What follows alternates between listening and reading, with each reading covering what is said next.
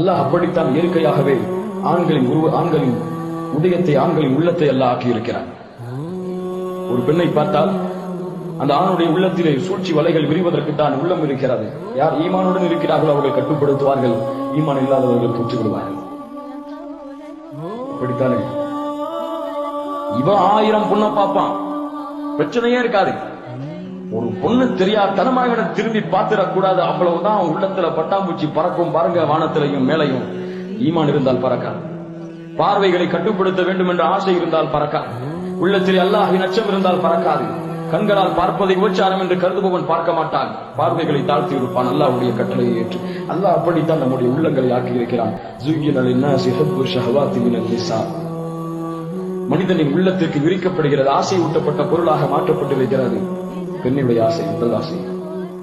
மா தரக்து பஅதி ஃபித்னதன் அபர்ர அலா ரிஜால் மினன் நிசா. எனக்கு பிறகு என்னுடைய சமூகத்தை வழிகெடுப்பதற்கு நான் பயப்படக்கூடிய மிக பயங்கரமான ஒரு விஷயம், டேஞ்சரஸ், நெருங்கிவிட்டால் அழிந்து விடுவார்கள் பனி இஸ்ரவேலர்கள், அதனால் தான் அழிக்கப்பட்டார்கள்.